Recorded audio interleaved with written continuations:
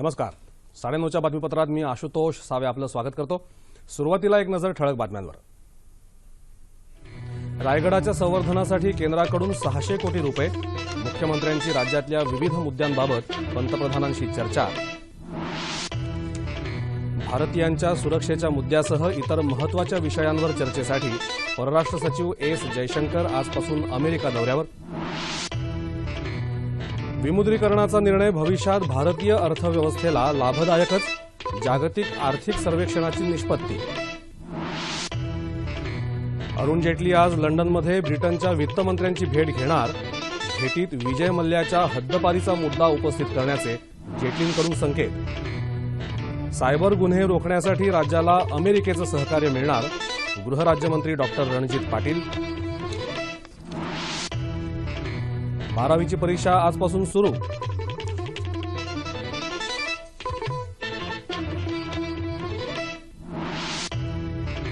आणि राष्ट्रीय विज्ञान दिनानिमित्त आज विज्ञानाच्या प्रसारासाठी विविध कार्यक्रमांचं आयोजन. आणि आता पाहूया सविस्तर वृत्त. छत्रपती शिवाजी महाराजांच्या स्वराज्याची राजधानी असणाऱ्या रायगड किल्ल्याच्या संवर्धन आणि सुशोभीकरणासाठी राज्यानं आखलेल्या 600 कोटी रुपयांच्या प्रकल्पाला केंद्रानं तत्वतः मंजुरी दिल्याची माहिती मुख्यमंत्री देवेंद्र फडणवीस यांनी आज नवी दिल्लीत दिली.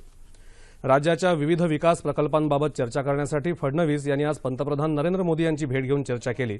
त्यानंतर ते पत्रकारांशी बोलत होते.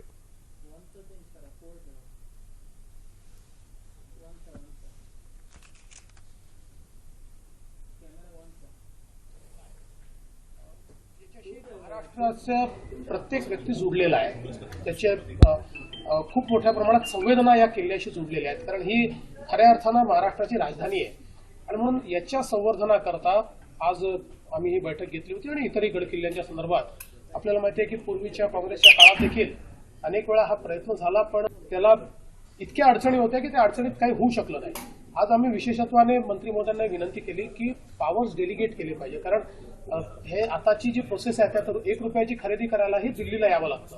आणि आज त्यांनी ते मान्य केलेलं आहे. आमचा जो काही डीपीआर आहे तो मान्य केल्यानंतर सगळे अधिकार हे ते खाली डेलिगेट करणार आहेत. त्यामुळे मला असं वाटतं की आता रायगड किल्ल्याचं जे काही संवर्धन करायचं आहे ते अतिशय वेगाने आम्हाला करता येईल.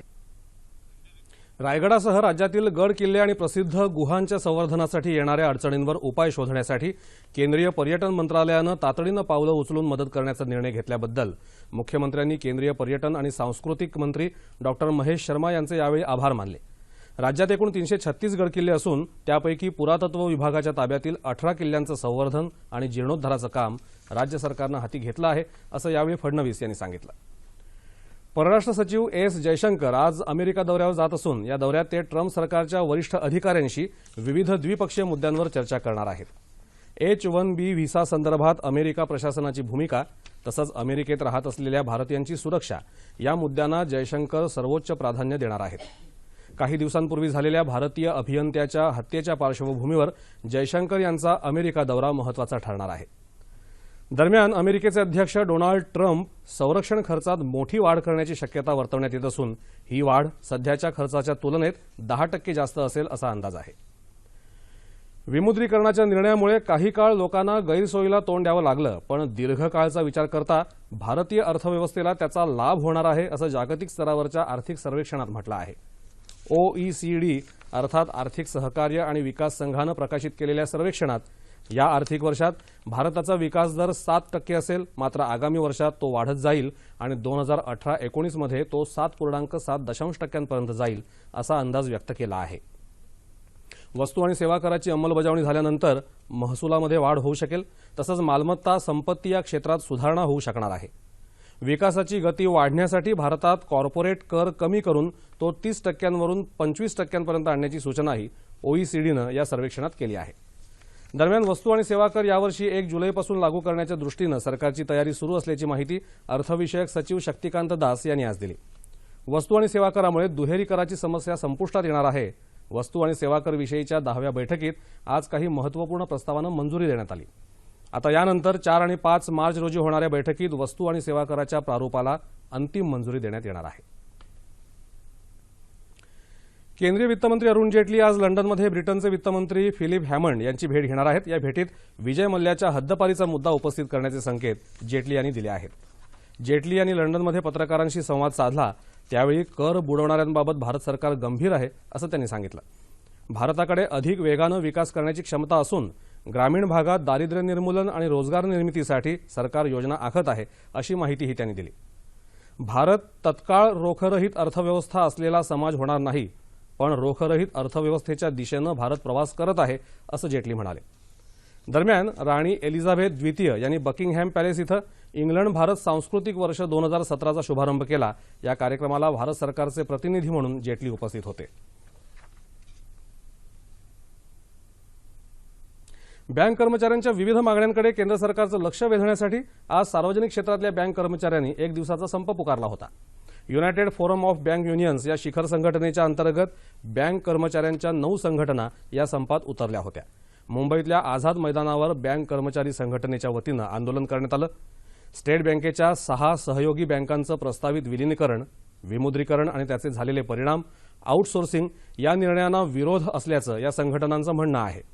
अनुत्पादक मालमत्ता अर्थात एनपीएचं प्रमाण 16 लाख कोटीवर गेल्यामुळे या कर्जाची पुनर्बांधणी करून कर्ज बुडव्यांवर कठोर कारवाई केली जावी अशी अपेक्षाही या संघटनांकडून व्यक्त होत आहे।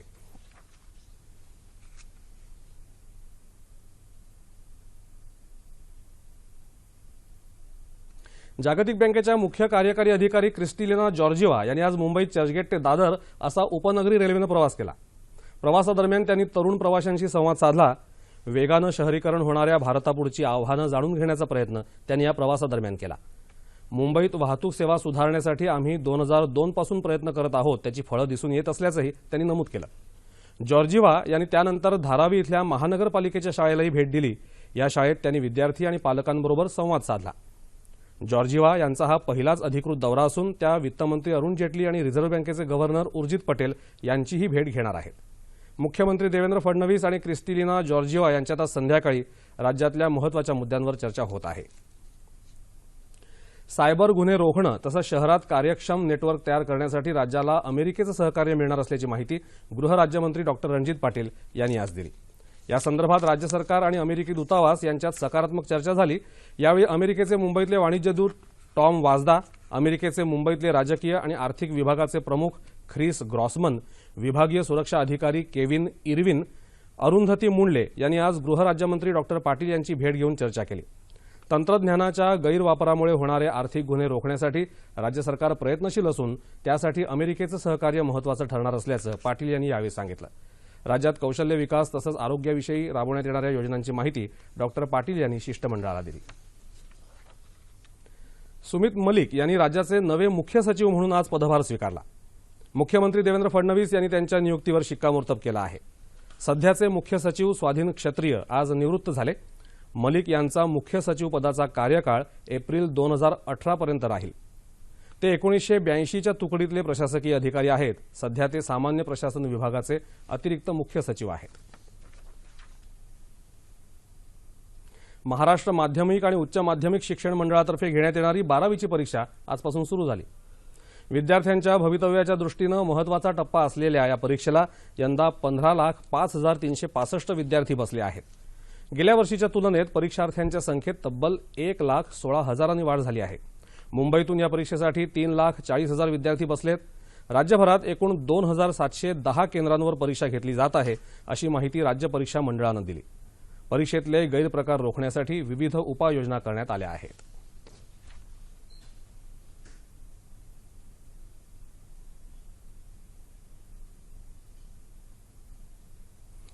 नोबेल पारितोषिक विजेते भारतीय शास्त्रज्ञ चंद्रशेखर वेंकट रामन यांनी 28 फेब्रुवारी 1928 रोजी जगाला प्रकाशाचं विकिरण अर्थात रामन इफेक्ट या अद्वितीय संशोधनाची भेट दिली। या घटनेच्या सन्मानार्थ राष्ट्रीय विज्ञान परिषद आणि केंद्र सरकार यांच्या वतीनं आजचा दिवस राष्ट्रीय विज्ञान दिन म्हणून साजरा केला जातो। माहिती आणि प्रसारण मंत्री व्यंकय्या नायडू यांनी राष्ट्रीय विज्ञान दिनानिमित्त देशातल्या जनतेला शुभेच्छा दिल्या आहेत। सर्वांनी जीवनात विज्ञानाची ताकद ओळखून त्याला प्रोत्साहन द्यायला हवं असं आवाहन नायडू यांनी केलं आहे। सर्वसामान्यांमध्ये विज्ञानाचा प्रचार आणि प्रसार सुलभतेने व्हावा या उद्देशाने दरवर्षी आजचा दिवस हा राष्ट्रीय विज्ञान दिन म्हणून साजरा केला जातो। सर चंद्रशेखर वेंकटरामन यांनी 28 फेब्रुवारी 1928 रोजी फोटॉन कणांचं सुलभतेनं वितरण होण्यासाठी महत्त्वपूर्ण संशोधन केलं। त्यालाच नंतर रामन इफेक्ट या नावानं ओळखलं जाऊ लागलं। रामन यांच्या या संशोधनानंतर 1930 मध्ये नोबेल पुरस्कार देऊन त्यांना गौरवण्यात आलं। विज्ञान क्षेत्रात नोबेल पुरस्कार मिळवणारे रामन हे पहिले भारतीय ठरले। रामन इफेक्टनुसार एखाद्या पारदर्शी माध्यमातून परावर्तित झाल्यानंतर प्रकाशाचं नैसर्गिक आणि मूळ स्वरूप बदलतं हे सिद्ध झालं। मग ते माध्यम वायू, द्रव आणि स्थायू यापैकी कोणतंही असो। आज मोठ्या राष्ट्रीय संस्थांच्या कार्यपद्धतीमध्ये बदल करून विज्ञान सोप्या सहज पद्धतीनं सर्वसामान्यांना समजावून सांगण्याची गरज अधोरेखित होत आहे। शालेय जीवनातच विद्यार्थ्यांचा संबंध प्रयोगशाळांशी येतो। त्यामध्ये अधिकाधिक रंजकता आणून विज्ञान हा विषय कंटाळवाणा वाटू नये यासाठी आज शालेय स्तरावर प्रयत्न होण्याची गरज तज्ज्ञांकडून व्यक्त होत आहे। राष्ट्रीय विज्ञान दिनानिमित्त आज मुंबईतल्या होमी भाभा विज्ञान शिक्षण केंद्रामध्ये विविध कार्यक्रमांचं आयोजन करण्यात आलं होतं। यामध्ये विद्यार्थी, शिक्षक, पालक यांच्याशी संवाद साधण्यात आला। गणित, तंत्रज्ञान, विज्ञान आणि शिक्षण याविषयीच्या प्रश्नांना यावेळी तज्ज्ञांनी उत्तरं दिली। नागपुरात आज गांधीसागर इथल्या रामन विज्ञान केंद्रातर्फे विज्ञान दिंडीचं आयोजन करण्यात आलं होतं। समाजात विज्ञानाचा संदेश देणाऱ्या या दिंडीमध्ये शालेय विद्यार्थी आणि शिक्षक मोठ्या संख्येनं सहभागी झाले होते। यावेळी मुंबईतल्या नेहरू विज्ञान केंद्राचे संचालक शिवप्रसाद खेनेड, रामन विज्ञान केंद्राचे प्रकल्प समन्वयक एन रामदास अय्यर यांच्यासह अन्य मान्यवर उपस्थित होते। विज्ञान दिनाच्या निमित्तानं कोल्हापुरात 2 दिवसांच्या विज्ञान यात्रा प्रदर्शनाला आज प्रारंभ झाला। यात शालेय विद्यार्थ्यांनी संशोधनातून साकारलेले वैज्ञानिक प्रयोग पाहायला आणि अनुभवायला मिळणार आहेत। शहरातल्या डॉक्टर व्ही.टी. पाटील स्मृती भवनात आयोजित केलेलं हे प्रदर्शन आज आणि उद्या सकाळी 10 ते रात्री 8 या वेळेत सर्वांसाठी खुलं राहणार आहे। पुणे विद्यापीठाच्या विज्ञान विभागाच्या वतीनं 5वी ते 10वीतल्या मुलांसाठी विज्ञानातील प्रत्यक्ष धड्यांमधले प्रात्यक्षिक वस्तू स्वरूपात त्या प्रदर्शनाच्या माध्यमातून मांडण्यात आल्या। पचन संस्था, शरीराची रचना, झाड, एक परिसंवाद, नायट्रोजन, सायकल, चुंबकीय मॉडेल हे वस्तू स्वरूपात या ठिकाणी मांडण्यात आल्या होत्या। त्याशिवाय त्याचं प्रात्यक्षिकही या ठिकाणी मुलांना दाखवण्यात आलं।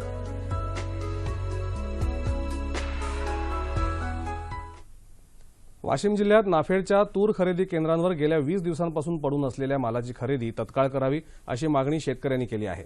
मागील वर्षाच्या तुलनेत यंदा निम्म्यावर आलेल्या तुरीच्या बाजारभावामुळे शेतकऱ्यांचं आर्थिक नुकसान होऊ नये यासाठी सरकारनं जिल्ह्यात 4 ठिकाणी नाफेडमार्फत तूर खरेदी केंद्र सुरू केली। मात्र माल साठवायला पुरेशी जागा उपलब्ध नसल्यानं प्रचंड प्रमाणात आलेल्या मालाची तोलाई करणं अडचणीचं ठरत आहे। त्यामुळे काही केंद्रांवरची खरेदी मागील 20 दिवसांपासून बंद आहे। शेतकऱ्यांना आपल्या मालाची राखण करावी लागत असून या त्रासातून लवकर सुटका करावी अशी मागणी शेतकरी करत आहेत। उस्मानाबाद जिल्हा सत्र न्यायालयानं निलंबित उपविभागीय आणि भूसंपादन अधिकारी शोभा राऊत यांना लाच घेतल्याप्रकरणी 4 वर्ष सश्रम कारावास आणि 50,000 रुपयांचा दंड ठोठावला आहे। जुलै 2014 मध्ये उस्मानाबाद तालुक्यातल्या कौडगाव शिवारात नवीन MIDC उभारण्यासाठी शेतकऱ्यांच्या जमिनी संपादित केल्या होत्या। त्याचा मोबदलाही त्यांना मिळाला। मात्र फळझाडं आणि दगडी पौळ यांचा मोबदला मिळाला नव्हता। त्यासाठी एका शेतकऱ्यानं राऊत यांच्याकडे मोबदला देण्याबाबत अर्ज केला। त्यावेळी त्यांनी लाच मागितली असल्याची तक्रार लाचलुचपत विभागाकडे केली। त्यावर विभागानं राऊत यांना लाच घेताना पकडून त्यांच्यावर दोषारोपपत्र दाखल केलं होतं। कथा, कविता, ओव्या यांच्याबरोबरच जनसामान्यांच्या बोलीभाषेचाही अभ्यासक्रमामध्ये विषय म्हणून समावेश करण्याची गरज असल्याचं प्रतिपादन साहित्यिक कवी इंद्रजित भालेराव यांनी आज केलं। परभणी जिल्ह्यातल्या पूर्णा इथं स्वामी रामानंद तीर्थ मराठवाडा विद्यापीठ आणि पवार महाविद्यालयाच्या संयुक्त विद्यमानं मराठी, हिंदी तसंच इंग्लिश विषयांसाठीच्या 1 दिवसीय कार्यशाळेचं आज आयोजन केलं होतं। त्यावेळी भालेराव बोलत होते। या कार्यक्रमात 3ही भाषेतल्या शोध प्रबंधाच्या स्मरणिकेचं तसंच डॉक्टर प्रकाश सूर्यवंशी यांच्या हिंदी और मराठी दलित कविता में सामाजिक चेतना या ग्रंथाचं प्रकाशन करण्यात आलं। या कार्यशाळेत जवळपास 350 प्रतिनिधी सहभागी झाले होते। प्राध्यापकांनी शोध निबंध लिहून ते ग्रंथरूपानं सामान्यांपर्यंत पोहोचवण्याचं आवाहन महाविद्यालयाचे सचिव प्राध्यापक डॉक्टर रामेश्वर पवार यांनी यावेळी केलं।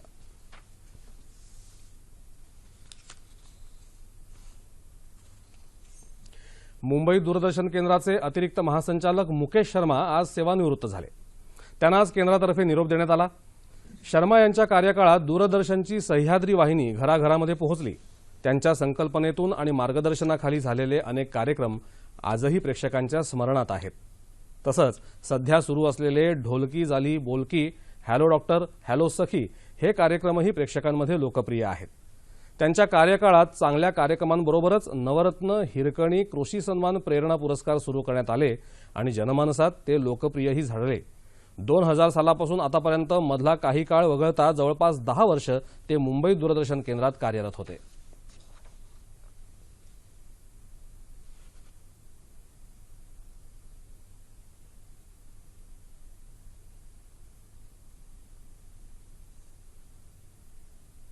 इस केंद्र की एक, जैसे कहते हैं ना, इसका वर्क कल्चर, इसकी तो यहाँ काम करने का जो सुख मिला, यहाँ काम करने का जो भी सौभाग्य मुझे मिला, मैं उसको मानता हूँ कि मेरे कैरियर में, जैसे माता पिता थे मेरे, मैं उनको चुन नहीं पाया, ये केंद्र भी मैं चुन नहीं पाया, लेकिन मुझे इत्तेफाक से मिला और बहुत अच्छा केंद्र मिला. तो यहाँ से जाने का वो दुख रहेगा, हमेशा रहता है, लेकिन यह है कि हर अच्छी चीज का अंत निश्चित है.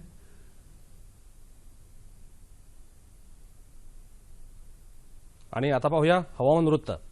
येत्या 36 तासात राज्यात हवामान सर्वत्र कोरडं राहील असा हवामान विभागाचा अंदाज आहे. तापमान अंश सेल्सिअसमध्ये मुंबई कमाल 38, किमान 18, नागपूर 36, 15, पुणे 35, 13, औरंगाबाद 35, 17, नाशिक 36, 13, कोल्हापूर 35, 19, रत्नागिरी 38, 21, सोलापूर 38, 16 आणि अमरावती कमाल 36 आणि किमान 17 अंश सेल्सिअस. आणि शेवटी ठळक बातम्या पुन्हा एकदा. रायगडाच्या संवर्धनासाठी केंद्राकडून 600 कोटी रुपये. मुख्यमंत्र्यांची राज्यातल्या विविध मुद्द्यांबाबत पंतप्रधानांशी चर्चा. भारतीयांच्या सुरक्षेच्या मुद्द्यासह इतर महत्त्वाच्या विषयांवर चर्चेसाठी परराष्ट्र सचिव एस जयशंकर आजपासून अमेरिका दौऱ्यावर. विमुद्रीकरणाचा निर्णय भविष्यात भारतीय अर्थव्यवस्थेला लाभदायकच. जागतिक आर्थिक सर्वेक्षणाची निष्पत्ती. अरुण जेटली आज लंडनमध्ये ब्रिटनच्या वित्तमंत्र्यांची भेट घेणार. भेटीत विजय मल्ल्याच्या हद्दपारीचा मुद्दा उपस्थित करण्याचे जेटलींकडून संकेत. सायबर गुन्हे रोखण्यासाठी राज्याला अमेरिकेचं सहकार्य मिळणार. गृहराज्यमंत्री डॉक्टर रणजित पाटील. 12वीची परीक्षा आजपासून सुरू.